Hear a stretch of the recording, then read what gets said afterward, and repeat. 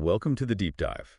Today, we're getting into something pretty extraordinary. We're talking about a claim from a former, very high-ranking cabinet minister in a G8 country. Yeah, and not just any minister, a minister of national defense. Exactly. Who basically said out loud that UFOs are as real as airplanes.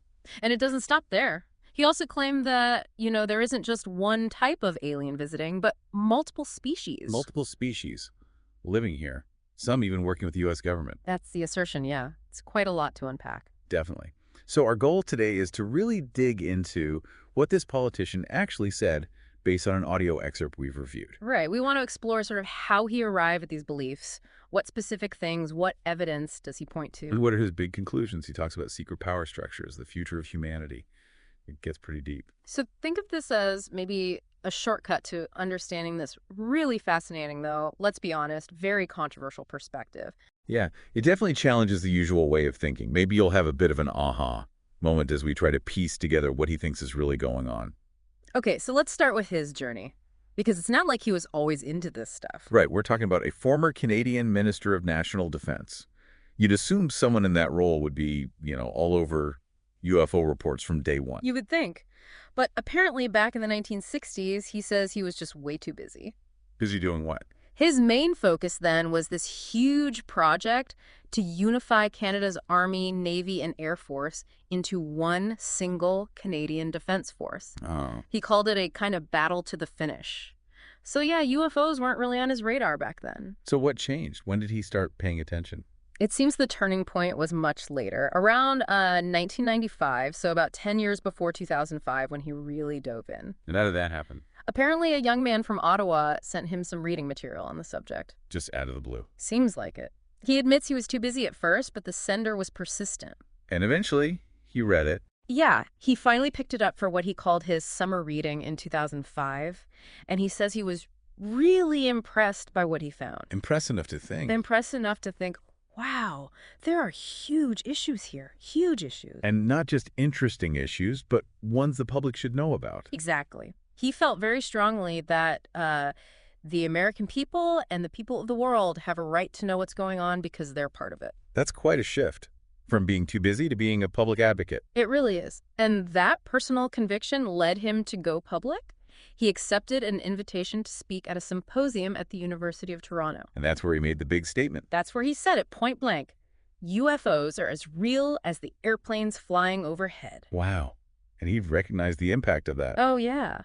He noted himself that it earned him the dubious distinction of being the first cabinet rank person in any G8 country to state it so unequivocally. That really set the stage. And it wasn't just like a general belief. He points to specific incidents. Okay, like what? Well, he talked about an event back in the 1960s, a flotilla of UFOs, as he described it. A flotilla, like a group. Yeah, heading south. And they crossed into NATO territory over Europe. Oh, boy. That must have caused some alarm. You bet. The commander-in-chief of Shatesgate, that Supreme Headquarters Allied Powers, Europe. The NATO command, basically. Yeah. He was apparently very shaken. The immediate thought was, is this the Russians? High stakes during the Cold War. Extremely. But then, he says, either fortunately or through maybe divine providence, the whole flotilla just turned around and went back north. Before anyone hit the panic button. Exactly, before the button was pushed. It sounds incredibly tense. I can only imagine. So, did incidents like that lead to official investigations? According to the politician, yes. An investigation was launched into the subject based on things like this. And what did it find? Or what did he say it found? He stated that the investigation resulted in a document, a study, that concluded, get this, at least 4 species had been visiting Earth for thousands of years. 4 different species. For thousands of years. That's the claim from the document he references. And he adds, that is my own view at this stage as well. So he's personally convinced of multiple species visiting over long periods. Mm-hmm.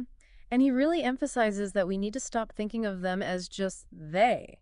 Meaning they're not just some single uniform group. He mentioned researcher Linda Moulton Howe as being the first to name 3 distinct species. Right, so recognizing they are different. Yes, not an amorphous mass. Because if they're different species, they may have different agendas. That makes sense. Like, he compares it to how the U.S., China, Russia might have different perceived interests. Exactly. Even if maybe their deeper real interests may be very similar, their approaches and immediate goals could be quite different. Applying that logic to different alien species, well, it complicates things, doesn't it? It really does. It moves way beyond the simple us versus them idea. And then he takes it another step further, a really big step. Okay, what's that? He states quite clearly that there are live ETs on Earth at this present time. Live ETs. Here? Now? That's what he says. And not just visiting, but, well, he claims at least 2 of them probably working with the United States government. Working with the U.S. government. Yes, seriously. It's a startling claim, absolutely.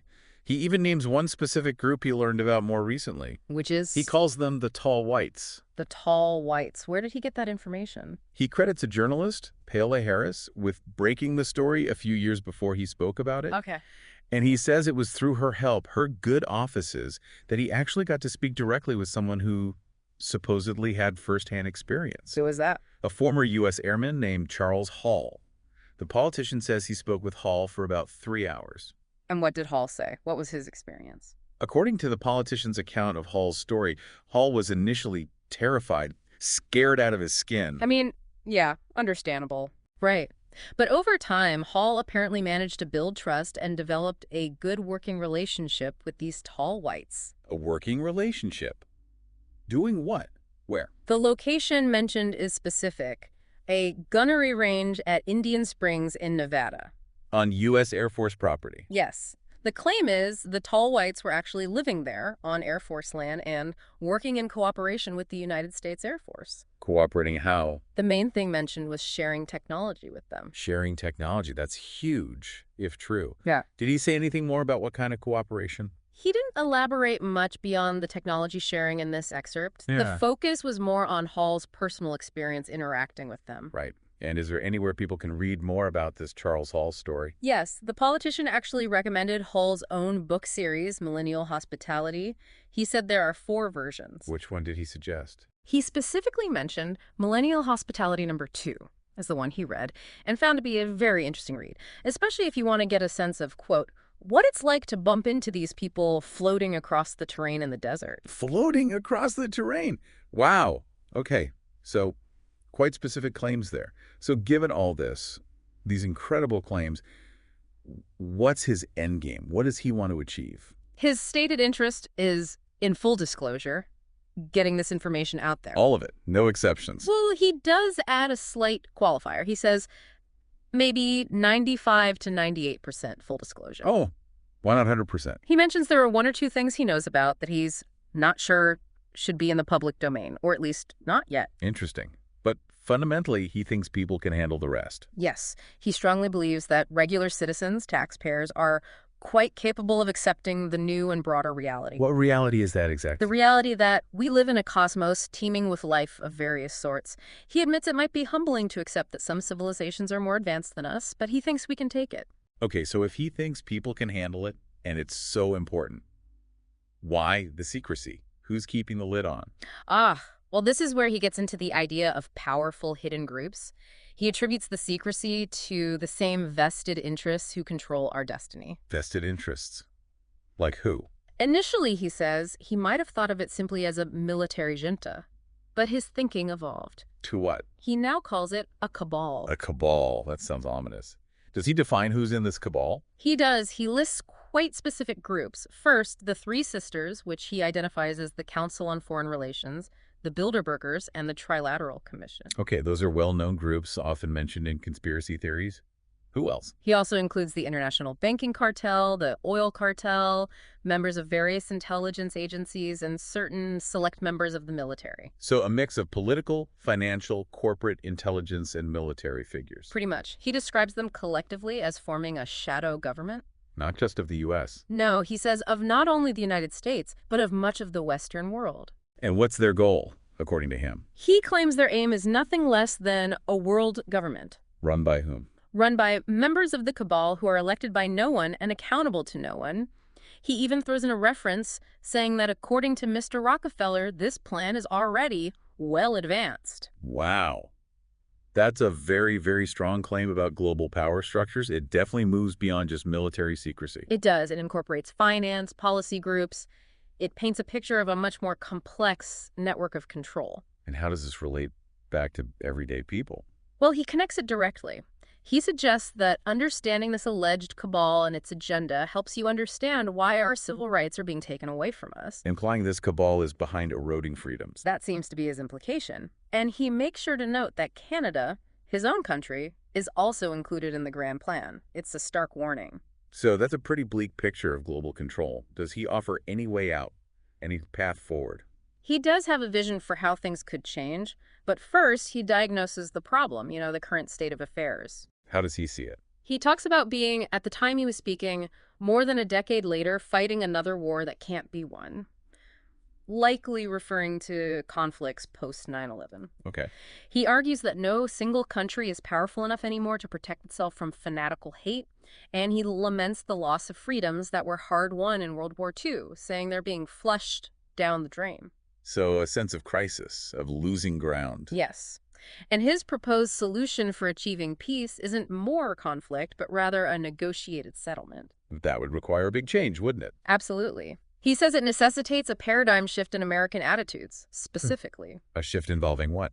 He calls for a de facto renunciation of the plan for a new American century, that more interventionist foreign policy idea, and instead the adoption of a pledge of cooperation with all humankind. Cooperation instead of dominance. That's the core idea. And he specifically challenges young people. Challenges them to do what?